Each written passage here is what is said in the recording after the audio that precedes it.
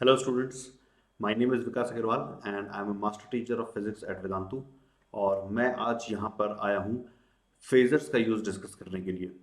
SHM के अंदर एक कैटेगरी ऑफ प्रॉब्लम्स होती है जिसमें कि इक्वेशन ऑफ एसएचएम इन्वॉल्व रहती है और उन क्वेश्चंस को डील करना स्टूडेंट्स को काफ़ी मुश्किल लगता है। तो मैं आज बताऊंगा कि किस तरह से हम मुश्किल क्वेश्चंस को डील कर सकते हैं फेजर्स का यूज़ करके। इस सेशन को देखने के लिए जो प्री रिक्विजिट है वो ये है कि आपको फेजर्स के बारे में पता हो या आपको ये पता हो कि हम कैसे रेफरेंस सर्कल को यूज करते हैं एसएचएम से कंपेयर करने के लिए। मैं यहाँ पे रिवीजन जरूर करवाऊंगा, थोड़ा सा रिवीजन करवाऊंगा, ठीक है। बट अगर तुमने ये पहले नहीं पढ़ा है तो केवल रिवीजन के बेसिस पे चीज़ें शायद ना समझ में आए। मैं जो यहाँ पे चीज़ें करवाऊंगा उसका मेजर जो एम होगा वो होगा रिकॉल करवाना, कि तुमने पहले से पढ़ रखा है, मैं उसको रिकॉल करवा के फिर मैं उसको यूज करना सिखाऊंगा, ठीक है। एंड यू विल रियलाइज कि कैसे हम बहुत ही पावरफुली यूज कर सकते हैं फेजर्स को बहुत अच्छे अच्छे रिजल्ट्स डिराइव करने के लिए, जो कि अदरवाइज काफी डिफिकल्ट हो जाते हैं। Let's begin. तो सबसे पहले थोड़ा सा रिवीजन करते हैं। तो देखो ये जो सिचुएशन है, एक पार्टिकल है पी जो कि एक सर्कल पे लोकेटेड है, सर्कल का रेडियस है ए के बराबर, और ये टी इक्वल टू जीरो पे पार्टिकल की पोजीशन है। इसको हम कह सकते हैं एंगुलर पोजीशन, जो है कि फाई से रिप्रेजेंट हो रहा है। ये पार्टिकल चलना स्टार्ट कर देता है टी इक्वल टू जीरो पे with omega angular velocity as shown here, ठीक है। डायरेक्शन ओमेगा की दे रखी है। तो यहां से पार्टिकल चल के यहां पहुंच गया कुछ टाइम के अंदर, यानी कि अगर मैं सेंटर से इस पॉइंट को ज्वाइन कर दूं तो ये एंगल बनना चाहिए ओमेगा टी, ठीक है। यानी कि टी टाइम के बाद पार्टिकल का जो एंगल बनेगा एक्स एक्सिस से, पार्टिकल के रेडियस वेक्टर का जो एंगल बनेगा एक्स एक्सिस से, उसको हम थीटा से रिप्रेजेंट कर रहे हैं और वो बन जाएगा omega T plus five. Check it from here, ठीक है। अब अगर इस समय पार्टिकल के हम कोऑर्डिनेट्स की बात करें तो ये जो लेंथ है ये बन जाएगा पार्टिकल का वाई कोऑर्डिनेट, और ये जो लेंथ है ये बन जाएगा पार्टिकल का x coordinate. And from this figure it is easy to जज कि वाई कोऑर्डिनेट को हम लिखेंगे A sine theta, that means it will become A sine omega T plus five, ठीक है। इसी तरह से अगर हम एक्स कोऑर्डिनेट की बात करें तो एक्स कोऑर्डिनेट हो जाएगा ए कॉस थीटा, यानी कि एक्स कोऑर्डिनेट हो जाएगा A cos omega T plus five.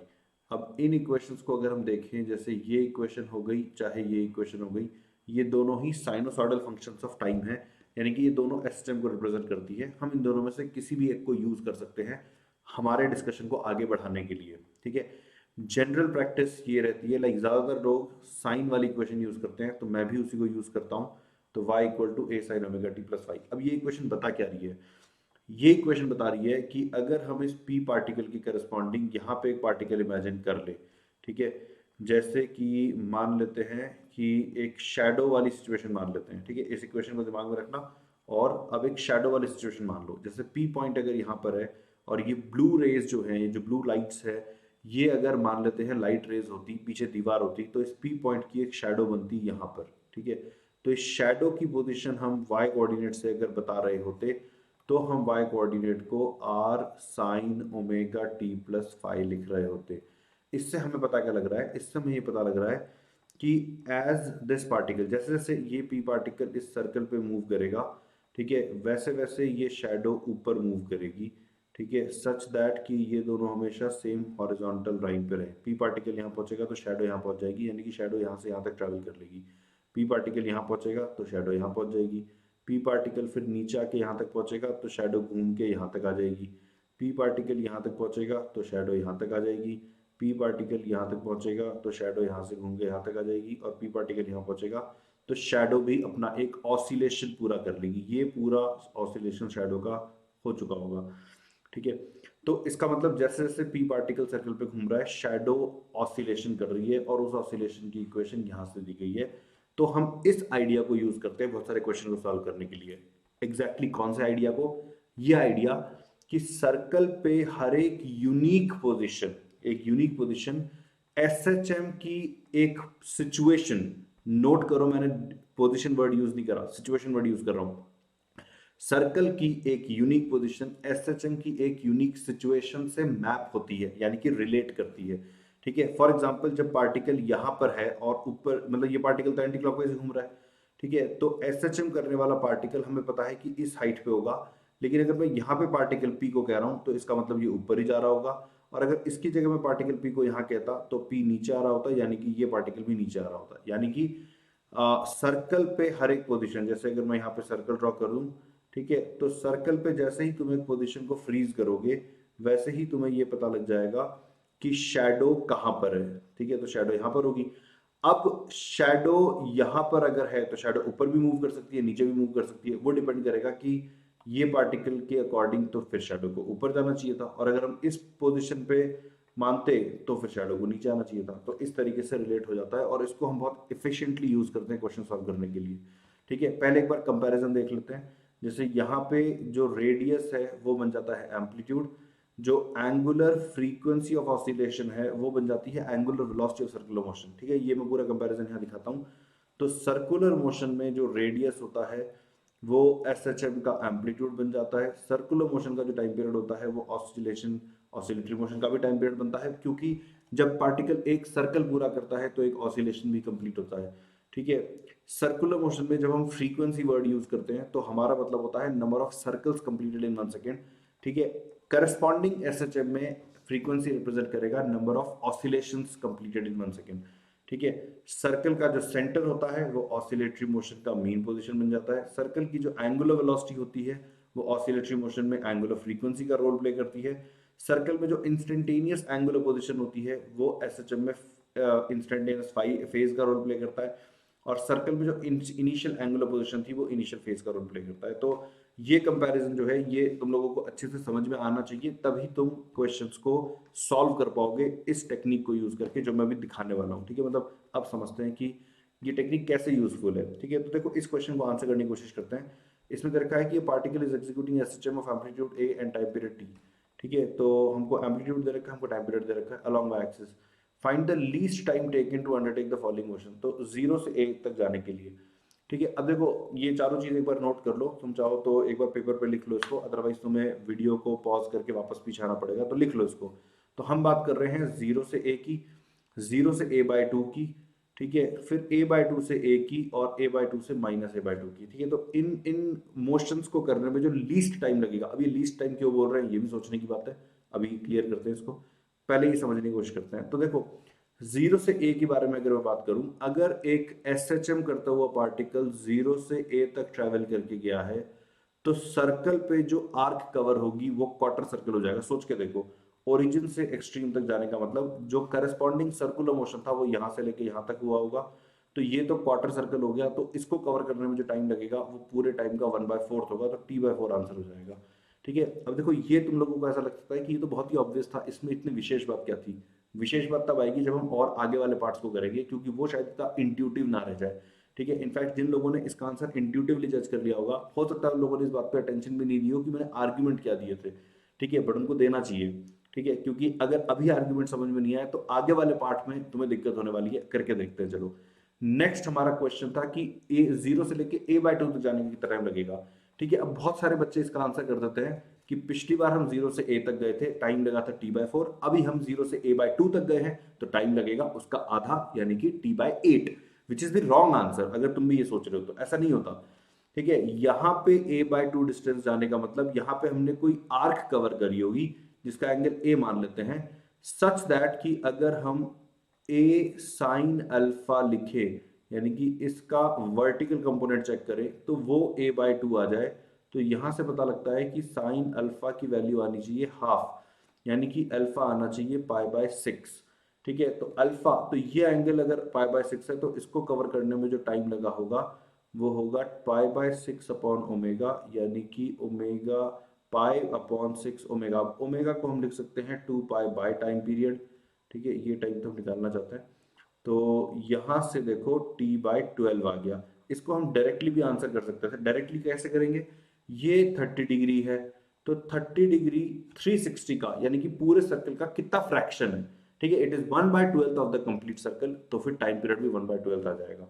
ठीक है, यहाँ पे द की आइडिया इज कि लीनियर मोशन जो है, ये जो स्ट्रेट लाइन पे जो मोशन हो रहा है ये यूनिफॉर्म नहीं है। ठीक है, ये यूनिफॉर्म नहीं है, लेकिन एंगुलर मोशन जो पार्टिकल एग्जीक्यूट कर रहा है, जो सर्कुलर मोशन एग्जीक्यूट कर रहा है वो यूनिफॉर्म मोशन है। तो यहां पे हर 30 डिग्री के एंगल को कवर करने में इक्वल टाइम लगेगा। देयरफॉर हम सीधे सीधे कह सकते हैं कि 30 डिग्री को कवर करने में उतना टाइम लगेगा जो कि 360 का 1/12 होगा। 360 को कवर करने में जो टाइम लग रहा था उसका 1/12 हो जाएगा। पर ये सेम आर्ग्यूमेंट क्या लीनियर मोशन के लिए दे सकते थे कि a/4 डिस्टेंस को कवर करने में या a डिस्टेंस को कवर करने में जो टाइम लग रहा था a/2 को कवर करने में उसका आधा लग जाएगा? नहीं, क्योंकि ये जो मोशन है ये यूनिफॉर्म नहीं है। यूनिफॉर्म होता तो पार्टिकल कांस्टेंट स्पीड से ऊपर ही चलता रहता लौट के ही नहीं आता, लेकिन ऐसा तो नहीं हो रहा।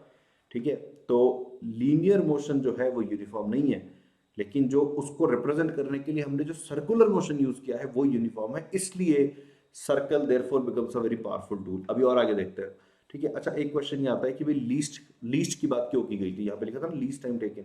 लीस्ट की बात इसलिए की गई थी क्योंकि पार्टिकल 0 से लेकर a/2 की पोजीशन में तो मल्टीपल टाइम्स आएगा। जैसे ये पार्टिकल ऊपर जाके यू लौट के फिर आएगा, तब भी हम कहेंगे कि पार्टिकल 0 से a/2 पे चला गया, और फिर ऑसिलेशन कंप्लीट करके फिर आएगा। ठीक है, तो ऐसे ये मल्टीपल टाइम्स मूव करेगा इन पोजिशन के बीच में।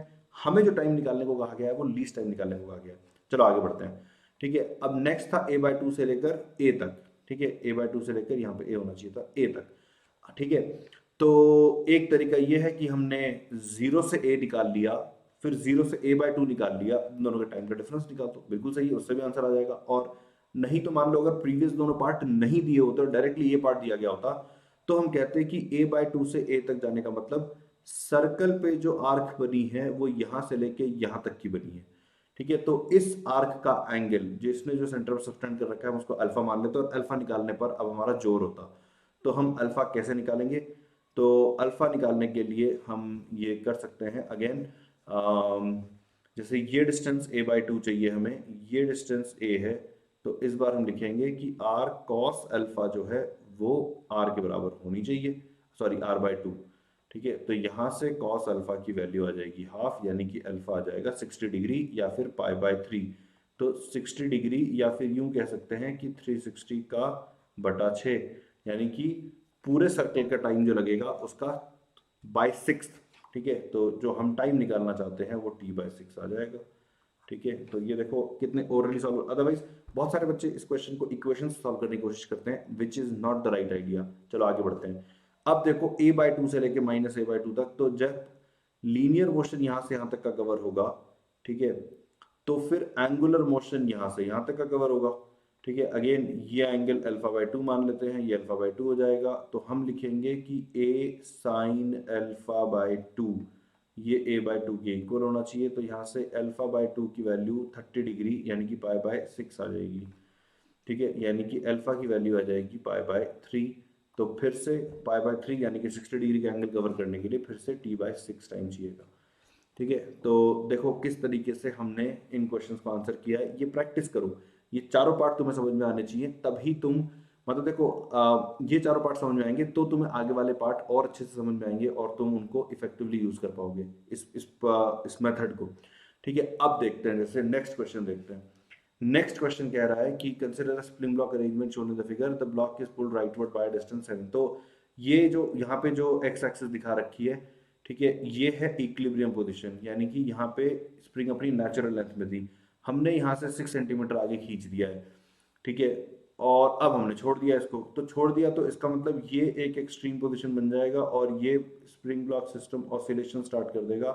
ऐसे ऑसिलेशन जिसका एम्पलीट्यूड 7 सेंटीमीटर होने वाला है। ठीक है, राइट। तो एंगुलर फ्रीक्वेंसी हमें क्वेश्चन में दे रखी है, इसको हम ओमेगा से भी रिप्रेजेंट कर सकते हैं। स्प्रिंग ब्लॉक सिस्टम के लिए ओमेगा इतनी होती है। ठीक है, अब हमें इस क्वेश्चन में करना क्या है? ठीक है, देखो, तो ये एक सिस्टम है, ये मान लेते हैं लेबोरेटरी में कर रहे थे। तो ये जिस लेबोरेटरी में ये एक्सपेरिमेंट चल रहा था, मतलब कि हमने स्प्रिंग ब्लॉक सिस्टम बनाया, ब्लॉक को हमने 7 सेंटीमीटर खींचा और रिलीज करा, उस लेबोरेटरी में 4 बच्चे थे, ए बी सी और डी। ठीक है, चारों के पास अपनी अपनी स्टॉप वॉच थी और चारों ने प्लान किया कि वो इस ब्लॉक को ऑसिलेट करते हुए देखेंगे। ठीक है, लेकिन चारों ने अपनी अपनी स्टॉप वॉच अलग अलग टाइम पे स्टार्ट करी। ठीक है, सबके पास अपनी अपनी नोटबुक्स थी, सब अपना अपना डेटा रिकॉर्ड करना चाहते थे। तो ए ने क्या किया, ए ने घड़ी को स्टार्ट कर दिया जैसे ही ब्लॉक रिलीज हुआ वैसे ही। ठीक है, तो ए ने जैसे ही रिलीज हुआ, अब अगर हम ए से कहें कि भाई तुम अपनी इक्वेशन बताओ, तुम्हारे अकॉर्डिंग क्या इक्वेशन होनी चाहिए, तो ए क्या कहेगा? देखो, ए के अकॉर्डिंग ब्लॉक ने पॉजिटिव एक्सट्रीम से स्टार्ट करा, यानी कि ए अगर एक सर्कल बनाता, ठीक है, तो इस सर्कल पे जो मोशन स्टार्ट करवाता ए, वो यहां से करवाता क्या? ए के अकॉर्डिंग t इक्वल टू 0 पे पार्टिकल यहां पे था, बिकॉज एक्सट्रीम से स्टार्ट हुआ है और सर्कुलर मोशन यूं स्टार्ट हो गया और इस तरह से शैडो आगे बढ़ने लगी, यानी कि जो एसएचएम करने वाला पार्टिकल है वो इस पे यूं आगे बढ़ रहा है। तो कुल मिला के अगर टी इक्वल टू जीरो पे पार्टिकल को हम यहाँ मान रहे हैं तो इसका मतलब हम जो इनिशियल फेज मानेंगे, हम नहीं, ए जो इनिशियल फेज मानेगा वो पाई बाय 2 मानेगा। तो ए जो इक्वेशन लिखेगा वो लिखेगा 7 centimetre, that means amplitude, into sine of omega T plus pi by 2, ये इक्वेशन लिखेगा ए। ठीक है, तो ये तो एक इक्वेशन हो गई। बी ने घड़ी तब स्टार्ट करी जब ब्लॉक ओरिजिन से फर्स्ट टाइम पे क्रॉस कर रहा था। ठीक है, तो अब अगर बी के पर्सपेक्टिव से सोचें तो बी ये कहेगा कि भाई ये था सर्कल, ठीक है, हमने ब्लॉक को रिलीज करा पॉजिटिव एक्सट्रीम से, हमने यहाँ से रिलीज करा, लेकिन बी ने अपनी घड़ी स्टार्ट नहीं करी। ठीक है, ब्लॉक चल के यहाँ तक पहुंचा, सर्कुलर मोशन वाला पार्टिकल चल के यहाँ तक पहुंचा। अब जब ब्लॉक यहां से गुजर रहा है, यानी कि सर्कुलर मोशन वाला पार्टिकल यहां से गुजर रहा है, तब बी ने अपनी घड़ी स्टार्ट करी, यानी कि बी के लिए जो इनिशियल एंगल है वो पाई हो जाएगा। तो बी जो इक्वेशन लिखेगा वो लिखेगा 7 sign omega T plus pi. ठीक है, देखो ये समझ में आना चाहिए, अगर नहीं समझ में आया तो वीडियो को रिवाइंड करो और वापस से देखो। ठीक है, क्योंकि ये चीजें समझ में आएंगी तो ही मैं तुम्हें पावरफुली यूज करना सिखा पाऊंगा वेक्टर फेजर्स को। सी ने क्या किया, सी ने तब घड़ी स्टार्ट करी जब ब्लॉक ने 3.5 सेंटीमीटर का डिस्टेंस कवर कर लिया। अब 3.5 सेंटीमीटर का डिस्टेंस का क्या मतलब हुआ? ठीक है, ये देखो ये ए की कहानी थी, यहाँ पे अच्छे से बनी हुई है, ये बी की कहानी थी, बी ने यहाँ पे स्टार्ट करा। ठीक है, सी ने जब ब्लॉक यहां से गुजर रहा था तब स्टार्ट करा। ठीक है, ए बाई 2, 3.5 का मतलब ए बाई 2। ठीक है, तो इसका मतलब कि ये एंगल हो जाएगा A cos theta A by 2, तो ये 60 डिग्री हो जाएगा। तो ये पूरा एंगल जो है ये 150 डिग्री हो जाएगा, यानी कि सी के लिए जो इनिशियल फेज बनेगा वो 5 पाई बाई 6 बन जाएगा, एंड देयरफॉर ये इक्वेशन बन जाएगी सी की। ठीक है, और इसी तरीके से डी, डी ने क्या किया था चल के देख लेते हैं। डी ने 14 सेंटीमीटर, 14 सेंटीमीटर का तो मतलब तो दूसरा एक्सट्रीम हो गया। ठीक है, तो डी ने तब स्टार्ट करी अपनी घड़ी जब पार्टिकल यहां से गुजर रहा था। इसके लिए तुम फाई को चाहो तो 3 पाई बाय 2 ले लो, या फिर तुम चाहो तो -पाई बाय 2 भी ले सकते हो, इधर लिख देता हूं मैं। ठीक है, ये माइनस का मतलब हमने ऐसे में आके मेजर कर लिया, दोनों इक्वेशन एक्सेप्टेबल है। ठीक है, तो डी के लिए ये इक्वेशन बन जाएगी। तो देखो किस तरह से एक ही मोशन को देखने वाले अगर अलग अलग अपने टाइम अलग अलग टाइम पे अपनी घड़ी स्टार्ट करते हैं तो उनके हिसाब से इक्वेशन वेरी कर जाती है। नोट करो कि उनकी इक्वेशन में ना रेडियस डिफरेंट था, यानी कि ना एम्पलीट्यूड डिफरेंट था, ना एंगुलर फ्रीक्वेंसी डिफरेंट थी, ना मीन पोजीशन डिफरेंट थी, क्योंकि ये सारे के सारे सेम ऑसिलेशन की बात कर रहे हैं from same coordinate system. Difference था तो इनिशियल फेज का। इनिशियल फेज ये डिटरमाइन करता है कि ऑब्जर्वर ने जब अपनी घड़ी स्टार्ट करी तब क्या सिचुएशन थी, उसके बेसिस पे इनिशियल फेज डिसाइड होता है। ठीक है, तो अब अगर ये बात समझ में आ गई है तो चलो अब एक क्वेश्चन ट्राई करते हैं हम। ये एक बहुत ही सिंपल सा क्वेश्चन है। पिछली बार जैसी सिचुएशन है, ब्लॉक है, स्प्रिंग से जुड़ा हुआ है, स्मूथ सरफेस पे रखा हुआ है, ये जो डॉटेड लाइन है ये स्प्रिंग की नेचुरल लेंथ को रिप्रेजेंट कर रही है। हमने ब्लॉक को ए डिस्टेंस पीछे खींचकर रिलीज कर दिया। ठीक है, लेकिन नेचुरल लेंथ वाली पोजीशन, यानी कि जो इक्विलिब्रियम पोजीशन बनेगी उसके राइट हैंड साइड में ए बाय 2 डिस्टेंस पे वॉल है। तो इसका मतलब देखो अगर वॉल नहीं होती तो ये ब्लॉक ए एम्पलीट्यूड की ऑसिलेशन करता, लेकिन इस वॉल की प्रेजेंस की वजह से ही वॉल से टकरा जाएगा। क्वेश्चन में दे रखा है कि ये जो वॉल के साथ कोलिजन है ये सारे के सारे इलास्टिक है। ठीक है, तो क्या होगा मैं यहाँ पे बताता हूँ। जैसे ये वॉल है अगर, ठीक है, ये ए बाय 2 डिस्टेंस है, यहाँ से हमने ब्लॉक को रिलीज करा मान लो ए डिस्टेंस से, तो ब्लॉक एक्सेलरेट होते हुए जाएगा, मीन पोजीशन को क्रॉस करेगा और यहाँ पे जाके कोलाइड होगा, और कोलाइड होते समय इसकी जो भी वेलोसिटी थी वो रिवर्स हो जाएगी। तो ये वापस यहाँ तक आके फिर रेस्ट पे आएगा, फिर पलट के जाएगा, फिर बाउंस होगा। ठीक है, फिर बाउंस होगा, ऐसे ये लगातार बाउंस होता रहेगा दीवार से। ठीक है, तो ये सिचुएशन है, यानी कि इस मोशन को हम पीरियोडिक मोशन कह सकते हैं। क्वेश्चन हमसे पूछ रहा है कि इसका पीरियड निकालो। ठीक है, तो देखो इसका पीरियड हम कैसे निकालेंगे। इसका पीरियड निकालने के लिए हम एक सर्कल ड्रॉ कर लेते हैं। ठीक है, और इधर हम फिजिकल सिचुएशन को भी ड्रॉ कर लेते हैं। ये थी दीवार, ठीक है, ये थी नेचुरल लेंथ, यहाँ से हमने ब्लॉक को रिलीज करा। ठीक है, मान लेते हैं कि ये वाली डायरेक्शन पॉजिटिव है, किसी को भी मान सकते हैं। तो t इक्वल टू 0 पे ब्लॉक अपनी नेगेटिव एक्सट्रीम पे था, यानी कि सर्कल पे अगर मैं पोजीशन ड्रॉ करूं तो t इक्वल टू 0 पे ये वाली पोजीशन थी। ठीक है, अब जैसे जैसे ये ब्लॉक आगे बढ़ने लगा वैसे वैसे यहाँ से हम स्ट्रेट लाइन मोशन की अगर बात करें तो हम ओरिजिन की तरफ आने लगे, यानी कि सर्कल पे जो मोशन एग्जीक्यूट हुआ वो यहाँ से यहाँ तक का हुआ। देखो गाइस, यहाँ तक की बात समझ में आ रही है कि नहीं? अगेन अब ये अचानक से कुछ हो जाएगा जो कि तुम्हें बड़ा वियर्ड सा लगेगा, तो ध्यान देते रहना। ठीक है, फिर ये ब्लॉक और आगे गया, तो यानी कि ये भी और आगे गया और ये भी और आगे गया। फिर ये मीन पोजीशन तक पहुंचा, तो ये भी मीन पोजीशन तक पहुंच गया, ये भी यहाँ तक पहुंच गया। फिर ये a/2 डिस्टेंस आगे की तरफ और गया, तो इसका मतलब ये भी a/2 डिस्टेंस आगे तक और गया।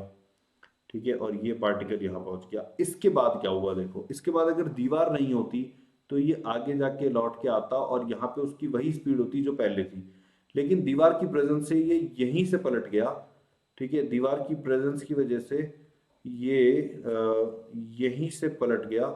ठीक है, यानी कि ये मोशन डिलीट हो गया, ये मोशन हुआ ही नहीं। ठीक है, तो इस बात को हम यहाँ पे कैसे रिप्रेजेंट करेंगे, यहाँ पे दीवार थी तो ये यहीं से पलट गया, अब यहाँ से पलट के जाने लगा, यानी कि सर्कल वाला पार्टिकल यहाँ से सीधा जंप करके यहाँ पे आ गया और ये वाला मोशन एग्जीक्यूट ही नहीं हुआ। ठीक है, इसके बाद ब्लॉक लौट के यहाँ तक आ गया, यानी कि ये यहाँ तक आ गया, यानी कि सर्कल पे मोशन यहाँ तक आ गया। फिर ये पूरा पीछे चला गया, यानी कि ये पूरा नीचे आ गया। तो अब देखो, इसे हम कहेंगे कि एक ऑसिलेशन पूरा हो गया। इसका मतलब एक ऑसिलेशन पूरा करने के लिए जो एंगल कवर हुआ है सर्कल पे, ठीक है, वो एंगल है ये प्लस ये। देखो एरोस पे भी ध्यान दो कि ये वाला एंगल प्लस ये वाला एंगल है, ये दोनों एंगल इक्वली। ठीक है, तो हमें टाइम पीरियड निकालने के लिए ये एंगल निकाल कर, जैसे अल्फा प्लस अल्फा को ओमेगा से डिवाइड कर देना चाहिए, that will give us the answer, क्योंकि यही होगा कि ऑसिलेशन टाइम का, एक ऑसिलेशन का टाइम इसी एंगल को कवर करने के टाइम के बराबर होगा। अब अल्फा को हम कैसे लिखें, तो देखो ये हाइट थी a/2, ये था a, तो ये एंगल हो जाएगा 30 डिग्री का। तो ये एंगल, तो इसका मतलब अल्फा की वैल्यू आ गई 120 डिग्री। ठीक है, तो 120 डिग्री को हम कैसे लिख सकते हैं, इसको हम लिख सकते हैं 2π/3, ये अल्फा की वैल्यू आ गई, इसका डबल कर देंगे और ओमेगा से डिवाइड कर देंगे, तो ये हो जाएगा 4π/3 ओमेगा। ओमेगा को लिख देंगे 2π बाई टाइम पीरियड, तो ये बन गया 2t/3। ठीक है, तो 2t कौन सा टी, ये वो टी है जो कि नॉर्मली होता, इसको मैं टी प्राइम लिख देता हूँ, यानी कि ये वो टी है जो कि एक स्प्रिंग ब्लॉक सिस्टम का होता है, ये वाली वैल्यू। ठीक है, तो देखो किस तरीके से हमने टाइम पीरियड निकाल दिया इस केस में।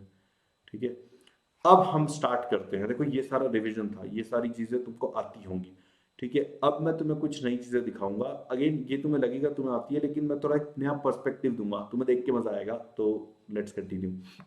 देखो, हमने दो ऑसिलेटिंग आइडेंटिकल सिस्टम्स लिए, यानी कि दोनों का स्प्रिंग कांस्टेंट सेम है, मास सेम है, स्मूथ सरफेस पे है। ठीक है, और एकदम हर एस्पेक्ट में आइडेंटिकल है। ये ब्लॉक एक्स है, ये ब्लॉक वाई है। ठीक है, तो हमने क्या किया, मान लो ब्लॉक एक्स को रिलीज कर दिया। ठीक है, तो एक्स को रिलीज कर दिया तो एक्स आगे जाने लगेगा, ऑसिलेट करने लगेगा।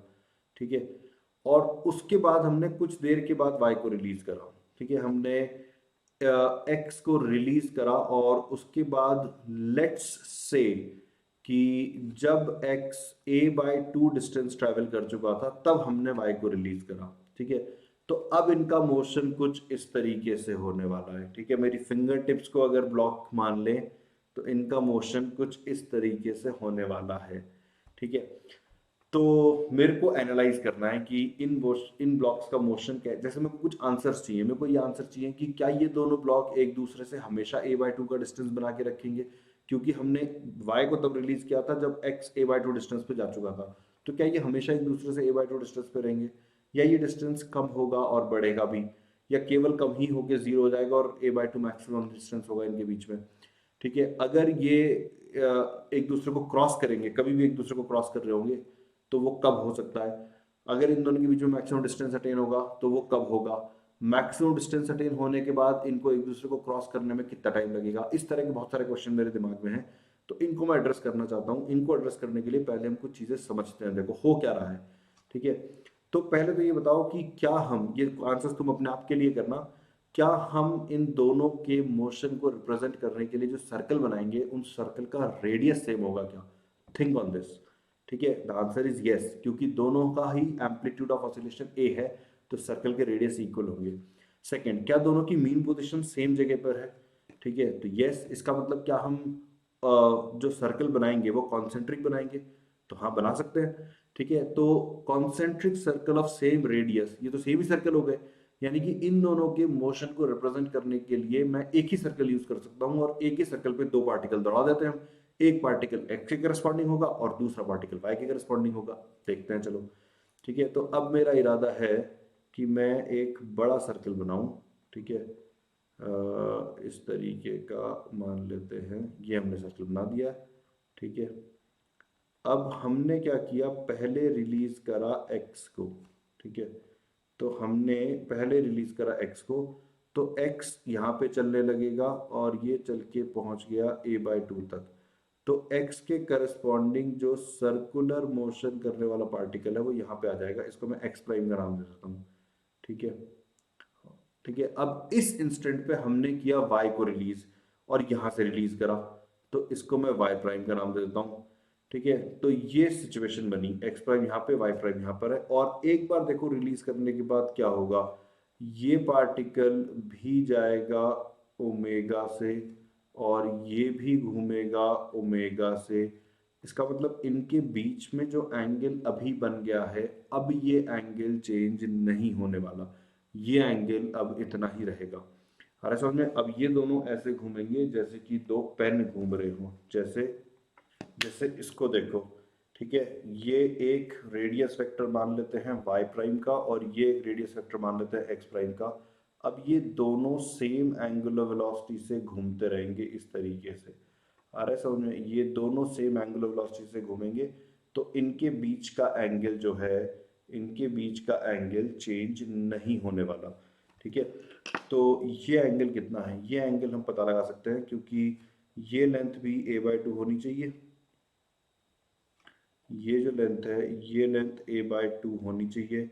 तो इस एंगल को अगर मैं फाई का नाम दे देता हूँ या फाई नॉट का नाम दे देता हूँ, तो मैं लिखूंगा a sine phi not is equals to a/2।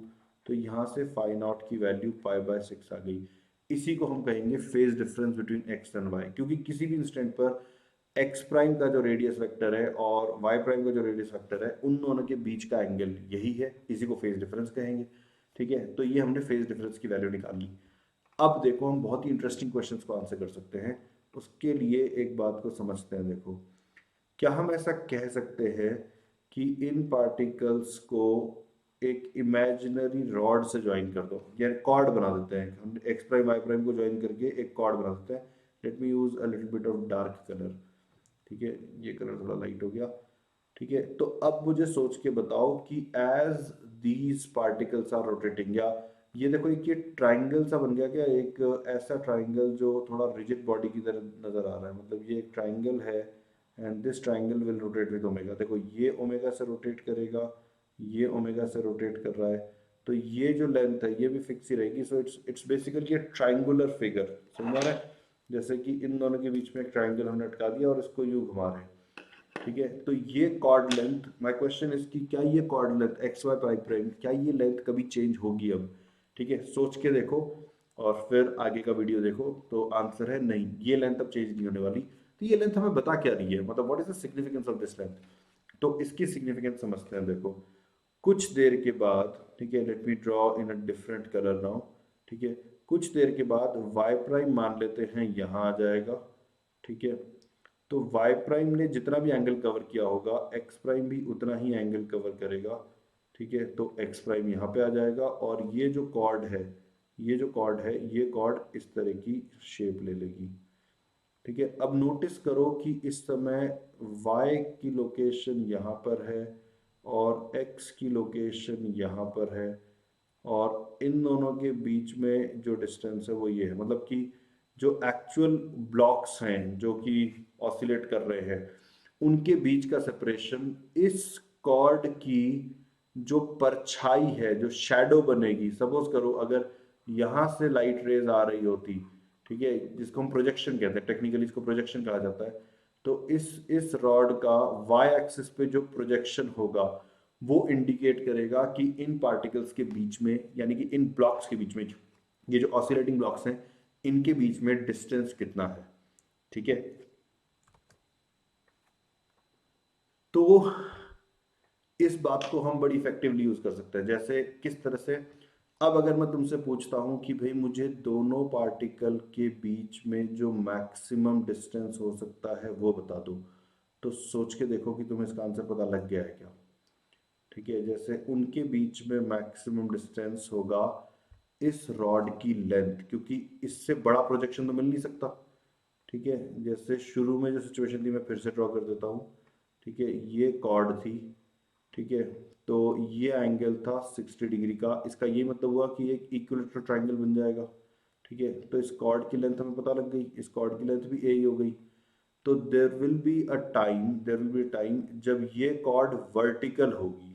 ठीक है, जब ये कॉर्ड, इसको मैं यहाँ पे ड्रॉ कर लेता हूँ। ठीक है, तो ये अगर सर्कल है, ठीक है, ये अगर सर्कल है, तो there will be a time when this cord will be vertical and it will be that time जब इस कॉर्ड की पूरी लेंथ प्रोजेक्शन की फॉर्म में अवेलेबल होगी। बाकी सारी प्रोजेक्शन लेंथ इससे तो कम ही आएंगी। ठीक है, तो इस समय पार्टिकल्स के बीच में यानी कि ब्लॉक्स के बीच में मैक्सिमम सेपरेशन होगा। वो मैक्सिमम सेपरेशन, ठीक है, इसको एल मैक्स का नाम दे देते हैं, तो वो ए के बराबर आएगा। ठीक है, मैक्सिमम सेपरेशन। और भी चीज़ चेक कर लेते हैं। वाई प्राइम इस समय यहाँ पर होगा, एक्स प्राइम इस समय यहाँ पे होगा। ये एंगल अगर 60 डिग्री का है तो ये एंगल 30 डिग्री का बनेगा। इसका मतलब वाई प्राइम को भी रोटेट होते हुए अभी 60 डिग्री हुए होंगे, यानी कि वाई प्राइम अभी 60 डिग्री ही रोटेट हुआ होगा। यानी कि जो टाइम पीरियड है, ठीक है, जो टाइम है जब पहली बार ये दोनों ब्लॉक एक दूसरे से मैक्सिमम डिस्टेंस पे आएंगे, ठीक है, तो वो होगा t/6 ड्यूरेशन के बाद आफ्टर रिलीज ऑफ y। ठीक है, y को रिलीज करने के इतने समय बाद। ठीक है, y को रिलीज करने के अब उसके बाद क्या होगा, मतलब इस इंस्टेंट के बाद क्या होगा। चलो मैक्सिमम डिस्टेंस भी अटेन हो गया। अब ये कॉर्ड ऐसे बनेगी। ठीक है, फिर ये कॉर्ड थोड़ी देर बाद ऐसे हो जाएगी, फिर ये कॉर्ड थोड़ी देर बाद ऐसे, और थोड़ी देर बाद ये कॉर्ड हॉरिजॉन्टल हो जाएगी। तो हॉरिजॉन्टल होने का क्या मतलब निकलेगा, कॉर्ड के हॉरिजॉन्टल होने का ये मतलब निकलेगा कि अब दोनों ब्लॉक्स सेम लोकेशन पर हैं और एक दूसरे को क्रॉस कर रहे हैं। मतलब अब ये कॉर्ड हो जाएगी ऐसे। ठीक है, तो अब ये कॉर्ड अगर ऐसे हो गई है तो ये एंगल हो जाएगा 30 डिग्री, ये एंगल हो जाएगा 30 डिग्री। ये क्या बता रहा है कि y पार्टिकल अभी नीचे जा रहा है और x पार्टिकल इसी जगह पे ऊपर जा रहा है। तो इसका मतलब ये एक दूसरे को क्रॉस कर रहे हैं। तो देखो यहाँ से हम ये भी आइडेंटिफाई कर सकते हैं कि जब ये पार्टिकल एक दूसरे को क्रॉस करेंगे तो वो इक्विलिब्रियम से कितना दूर होंगे। ठीक है, तो ये होंगे a cos 30 की दूरी पर, यानी कि √3a/2 इतनी दूरी पे ये एक दूसरे को क्रॉस करेंगे। पहली बार ये एक दूसरे को क्रॉस कब करेंगे, पहली बार ये एक दूसरे को क्रॉस तब करेंगे जब y प्राइम ने ये एंगल कवर कर लिया होगा। ये एंगल कितना है, ये 90 + 60 150 डिग्री का एंगल है। यानी कि जो फर्स्ट क्रॉसिंग होगी इन दोनों पार्टिकल्स की, ठीक है, वो होगी कितने समय के बाद, जैसे 150, तो ये हो गया एंगल वाइज कितना हो जाएगा, ये π/6 का 5 टाइम्स, तो 5π/6 इसको ओमेगा से डिवाइड कर देंगे तो 5π/6 डिवाइडेड बाय 2π/t, तो ये बन जाएगा 5/12 ऑफ टाइम पीरियड। इतने time after release of y को रिलीज करने की इतनी देर के बाद।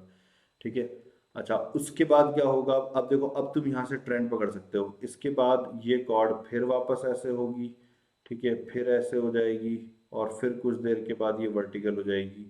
ठीक है, तो वापस ये एक दूसरे से मैक्सिमम डिस्टेंस पे आ जाएंगे। यानी कि मैं ये कह सकता हूँ कि ये कॉर्ड जब जब वर्टिकल है तब ब्लॉक्स एक दूसरे से मैक्सिमम डिस्टेंस पे है और वो मैक्सिमम डिस्टेंस कॉर्ड लेंथ यानी कि ए के बराबर हो जाएगा। और जब जब ये कॉर्ड हॉरिजॉन्टल है तब तब पार्टिकल एक दूसरे को क्रॉस कर रहे हैं। अब अगर मेरा अगला सवाल ये हो कि एक बार मैक्सिमम डिस्टेंस पे आने के बाद क्रॉस करने में इन दोनों इवेंट्स के बीच में कितना टाइम गैप है, तो इसका बहुत सिंपल सा आंसर है कि एक रिजिड बॉडी है जो कि एक यूनिफॉर्म एंगुलर वेलोसिटी से घूम रही है। ठीक है, तो वो रिजिड बॉडी कभी वर्टिकल होती है और कभी हॉरिजॉन्टल होती है। तो इन दोनों के बीच में कितना टाइम गैप होगा, तो इन दोनों के बीच में जो रोटेशन हुआ है रिजिड बॉडी का वो 90 डिग्री का हुआ है, तो t/4 का टाइम होगा। यानी कि ऐसा नहीं है कि ये एंगल कोई स्पेशल वैल्यूज है, मतलब कि ये एंगल चाहे कितने भी होते, मैक्सिमम डिस्टेंस अटेन करने के बाद क्रॉस करने के बीच में इस ड्यूरेशन की जो वैल्यू आएगी वो t/4 ही आएगी। ठीक है। तो यहाँ से देखो हमने क्या क्या सीखा, हमने ये सीखा कि पार्टिकल्स के बीच में मैक्सिमम डिस्टेंस कैलकुलेट करना कितना आसान है अगर हम ये रेफरेंस सर्कल यूज कर रहे हैं। तो हमें बस कॉर्ड की लेंथ पता लगानी है और वो कॉर्ड की लेंथ ही जो होगा वो मैक्सिमम डिस्टेंस होगा। वही कॉर्ड जब वर्टिकल होती है तो उन पोजीशंस पे ब्लॉक्स के होने पर उनके बीच में मैक्सिमम डिस्टेंस होता है। इसको यूज करके हम टाइम भी पता लगा सकते हैं कि कब ये एक दूसरे से मैक्सिमम डिस्टेंस पे आएंगे, पहली बार या जिस भी बार कहा गया हो। ठीक है। और उसके बाद इस इवेंट के बाद से जब रॉड हॉरिजॉन्टल हो जाएगी तब वो एक दूसरे को क्रॉस करेंगे। इसको यूज करके हम ये बता सकते हैं कि क्रॉसिंग का इवेंट कहां पर होगा और वर्टिकल होने के कितनी देर बाद होगा। वो तो स्टैंडर्ड आंसर है, T/4 हो जाएगा। तो यहां से देखो कि ऐसे क्वेश्चंस जो कि अदरवाइज बहुत डिफिकल्ट होते हैं एड्रेस करना, लेकिन फेजर मेथड से बड़ी जल्दी एड्रेस हो रहे हैं। ठीक है। आगे देखते हैं। अब एक और एग्जांपल देखते हैं, एक बहुत ही मेरा फेवरेट एग्जांपल है, इसको देखते हैं। इसके अंदर देखते हैं क्या हो रहा है। ये तुम अगर समझ गए तो मैं ये मान लूंगा कि नाउ यू आर इक्विप्ड या you are ready to use this technique on your own.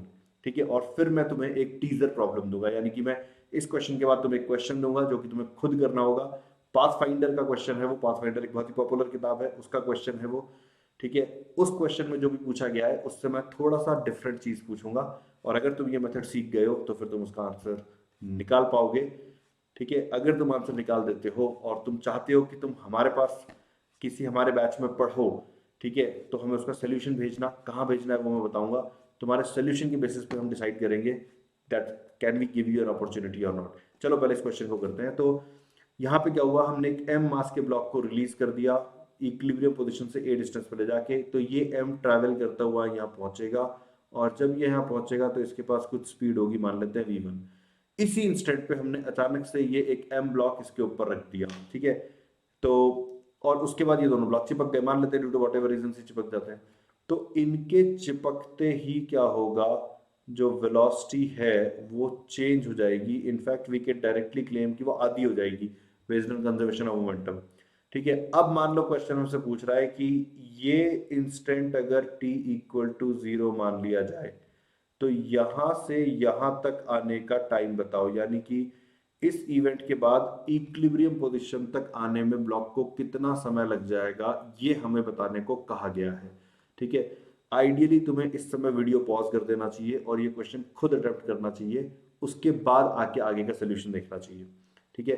I am assuming that you are doing so and now I am presenting you with the solution. तो हुआ क्या पहले वो समझते हैं। मतलब मेरा पहला एम है v1 पता लगाना। तो v1 पता लगाने के लिए तो हम ये इक्वेशन यूज कर लेते हैं, v equal to omega times root of A square minus S square. I think इसका यूज किया जा सकता है। तो v की जगह v1 लिख देंगे, ओमेगा की जगह रूट के बाय एम लिख देंगे, एम्पलीट्यूड की जगह एम्पलीट्यूड रहेगा और s की जगह आ जाएगा a/2, क्योंकि ये ओरिजिन से या इक्विलिब्रियम पोजीशन से a/2 डिस्टेंस पे था जब हमने इसकी स्पीड v1 मानी है। तो ये a/2 का स्क्वायर, इसको अगर हम सॉल्व करें तो ये बन जाएगा रूट के by M root of A square minus A square by 4। तो ये हो जाएगा 3a² बाय 4। ठीक है। तो यहां से आ गया v1। अब v2 की जो वैल्यू है ये है v1/2। तो ये हो जाएगा हाफ रूट के by M root 3a² by 4। दो बार रूट लिखने की जरूरत नहीं है, लेकिन चलो मैंने लिख दिया। अब इससे होगा क्या, देखो इसकी वजह से, ठीक है, ये जो हमने रखा इसकी वजह से स्पीड में सडन चेंज आया, एनर्जी लॉस हो गया। तो अब जो ऑसिलेशन का एम्पलीट्यूड है वो चेंज हो जाएगा, यानी कि ये जो कंबाइंड ब्लॉक है, ये कंबाइंड ब्लॉक ऐसा नहीं है कि पूरा ए डिस्टेंस तक जा पाएगा दूसरी साइड पे, नहीं, ये पहले ही कहीं पर ढेर हो जाएगा, पहले ही कहीं पे रुक जाएगा। यानी कि इसके ऑसिलेशन यहाँ से लेके यहाँ तक इस तरह से होंगे, किसी और एम्पलीट्यूड ए प्राइम के होंगे। ठीक है। तो ये ए प्राइम पता लगाते हैं। तो ए प्राइम कैसे पता लगाएंगे, हम फिर से इस इक्वेशन को यूज करेंगे, v is equals to omega root of A prime square minus S square, इसको यूज करेंगे। v की जगह पे v2 आएगा। तो ये हो जाएगा हाफ रूट ऑफ, अच्छा ओमेगा भी चेंज हो चुका होगा क्योंकि मास चेंज हो गया। ठीक है। तो लिख देता हूँ मैं पहले चीज़ों को। तो ओमेगा की जगह आ जाएगा root of k/2m। A dash हमें निकालना है और एस तो वही रहेगा क्योंकि इक्विलिब्रियम पोजीशन चेंज थोड़ी ना हुई है, इक्विलिब्रियम पोजीशन स्प्रिंग के ऊपर डिपेंड करती थी, वो तो अभी भी वही है। तो एस की जगह हम फिर से a² बाय 4 डालेंगे। अब हमें इसको सॉल्व करना है। तो सॉल्व करने के लिए k/m को कैंसिल कर देते हैं, इस √2 को भी कैंसिल करके इसको √2 बना देते हैं। अब दोनों साइड का स्क्वायर कर देते हैं। तो ये हो जाएगा 3a² / 8, ठीक है, प्लस हो जाएगा a² / 4 is equals to a prime का स्क्वायर। इसको भी रूट कर देते हैं और इस स्क्वायर को हटा देते हैं। तो ये कितना बन गया, ये बन गया 5a² / 8 का रूट। तो ये हो जाएगा रूट ऑफ 5/8 इंटू ए। तो ये हमने ए प्राइम निकाल दिया, ठीक है। अब ए प्राइम निकल गया, ये तो बहुत बड़ी बात हो गई, बहुत बढ़िया चीज हो गई। अब इसमें अभी तक सर्कल का तो रोल ही नहीं आया। मैंने क्यों कहा कि ये रेफरेंस सर्कल और ये सब, अब देखते हैं, देखो, ठीक है। तो अब हम बनाएंगे एक बड़ा सर्कल, ठीक है। ये सर्कल रिप्रेजेंट कर रहा है पुराने वाले ऑसिलेशन को, ए एम्पलीट्यूड वाले ऑसिलेशन को। देखते हैं क्या हुआ था, ठीक है। तो हुआ ये कि हमने ब्लॉक को रिलीज करा एक्सट्रीम पोजीशन से, ब्लॉक चल के पहुंचा a/2 तक, ठीक है। तो ब्लॉक चल के पहुंचा यहाँ तक, यानी कि सर्कल पे मोशन एग्जीक्यूट हुआ यहाँ तक। यहाँ पे अचानक से उसकी वेलोसिटी रिड्यूस हुई, यानी कि उसका एम्पलीट्यूड रिड्यूस हो गया, यानी कि अब वो एक डिफरेंट सर्कल पे मोशन चालू करेगा। ये देखो आई क्या समझ में, यानी कि सर्कुलर मोशन करने वाला पार्टिकल, मतलब यहाँ से पार्टिकल यहाँ तक आया और फिर यहाँ से यहाँ स्विच कर गया, ठीक है।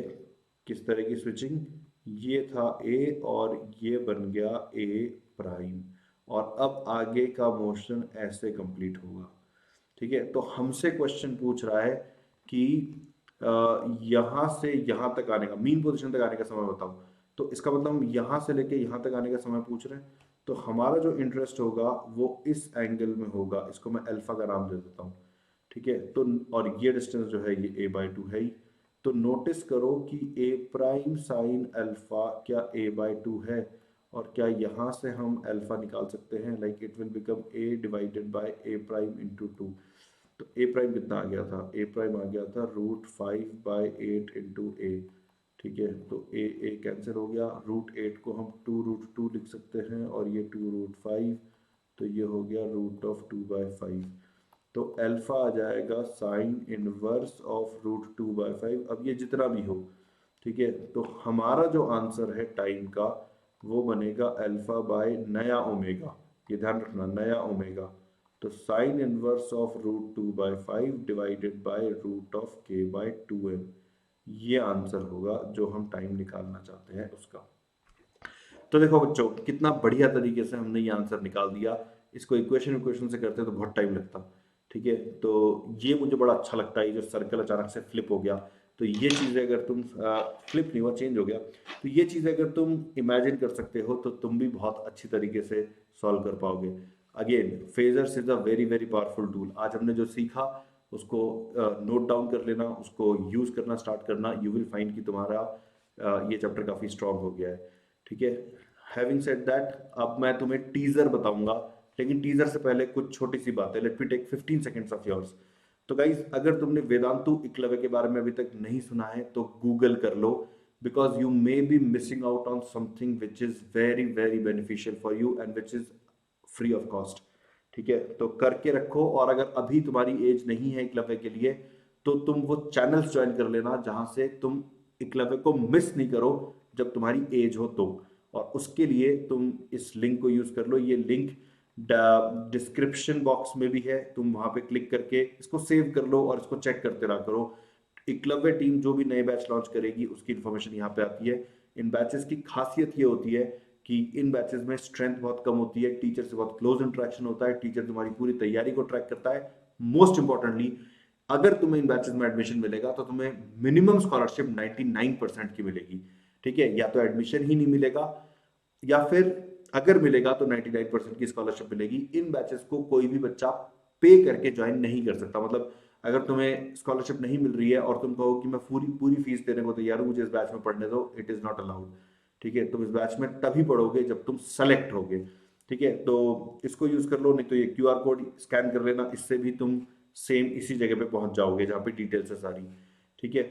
ये अगर अभी एग्जाम देने वाले हो जेईई एडवांस 2022, तो अगेन ये चैनल ज्वाइन कर लो, you will be connected with team Eklavya. अगर तुम 2023 यानी कि नेक्स्ट ईयर एस्पिरेंट हो तो तुम ये वाला चैनल ज्वाइन कर लो, ये QR कोड स्कैन कर लेना, it will take you to the same channel, या फिर ये लिंक डिस्क्रिप्शन बॉक्स में है, उसको क्लिक करके ज्वाइन कर लेना। अगर तुम 2024 के एस्पिरेंट हो तो तुम ये लिंक यूज कर लेना या ये QR कोड यूज कर लेना, ठीक है। इससे तुम्हें एकलव्य टीम जितने भी बैचेस लॉन्च कर रही है सबकी इन्फॉर्मेशन पता चलती रहेगी, ठीक है। और ये एक हमारा यूट्यूब चैनल है, वी इम्पैक्ट चैनल। यहाँ पे हम कंटेंट लाइब्रेरी बिल्ड कर रहे हैं, ठीक है। ग्रेजुअली यहाँ पे PYQ ऐड करते जा रहे हैं हम। अभी हमने JEE एडवांस के ऐड कर रखे हैं, ठीक है, लास्ट 4 इयर्स के, ठीक है। और हमने अभी KVPY के ऐड कर रखे हैं लास्ट 3 इयर्स के, ठीक है। तो अभी तो हमने ये एक्चुअली लास्ट 4 ईयर से मेरा मतलब है 18, 19, 20 और 21, और ये एडेड है 18, 19 और 20 के, ठीक है। तो अच्छा, हम और भी ऐड करेंगे, ठीक है। ये वीडियो बनाया गया है मई 2022 में। अगर तुम उसके बाद देख रहे हो तो हो सकता है हमने और वीडियो ऐड कर दिए हो, ठीक है। और यहाँ पे हम और भी बहुत अच्छी तरह का कंटेंट डालेंगे। एक बहुत विशेष बात इन सेशंस की कि ये जो हमने PYQ रिकॉर्ड किए हैं ये ऐसा नहीं है जो जनरली नेट पे मिलते हैं। मैंने देखा है कि नेट पे कंट्रोवर्शियल क्वेश्चन के सेम आंसर हर जगह होते हैं, एक जना डालता है, लोग उसी को कॉपी करके डाल देते हैं। हमने ऐसा नहीं किया है, ठीक है। हमने controversial question, specially controversial question को के ऊपर काफी टाइम स्पेंड किया है, एग्जैक्टली समझाया है कि वहां पे किस तरह की कंट्रोवर्सी थी और क्यों थी और उसको कैसे बाईपास किया जा सकता है या क्या रेमेडियल मेजर है, ठीक है। So what I am trying to suggest is कि JEE एडवांस के जो कंट्रोवर्शियल क्वेश्चंस होते हैं उनका ऐसा डिस्कशन तुम्हें कहीं और नहीं मिलने वाला जो हम लोगों ने किया है, ठीक है। I guarantee that. तो make use of this channel, ठीक है। Now comes the time for teaser, ठीक है। तो गाइज, तो ये क्वेश्चन है पाथफाइंडर का, ठीक है, पेज नंबर 10.7, क्वेश्चन नंबर 13। तो ये क्वेश्चन पढ़ लेना, देख लेना। ये तुमसे पूछ रहा है कि maximum velocity and maximum acceleration of the ball in ensuing motion निकालो। ये तो निकाल ही लेना तुम, ठीक है। इसके आंसर ये रहे, ये बुक के अंदर भी गिवन है। अब जो आंसर गिवन नहीं है मैं वो पूछता हूं। मैं ये पूछ रहा हूं कि also find the time period of the resulting periodic motion, ठीक है। तो ये टाइम पीरियड भी निकालना, ठीक है। And send your solutions to this email ID, ठीक है, विथ दिस सब्जेक्ट हेडिंग। इस सब्जेक्ट हेडिंग कुछ और हुआ तो गड़बड़ हो जाएगी। अभी जैसे हम फिजिक्स का सेशन देख रहे हैं तो टीजर सोल्यूशन कोलोन फिजिक्स, ठीक है, तुम ये लिख के भेजना, ठीक है। तो तुम्हारा सोल्यूशन हम देखेंगे, अगर हमें सोल्यूशन अच्छा लगा will reach out to you and will offer you an admission in one of our batches, ठीक है। ऑफ कोर्स बीच में और भी प्रोसेसेस इन्वॉल्व हो सकती हैं लाइक एन इंटरव्यू स्टेज, ठीक है। तो but the thing is that you will get connected with us, ठीक है, and a lot of good things can then happen, ठीक है। Alright guys, on that note, I will end today's session. I hope you enjoyed this session. Next year, we will be back with another interesting topic, interesting and enriching topic. See you guys. Bye-bye. Take care.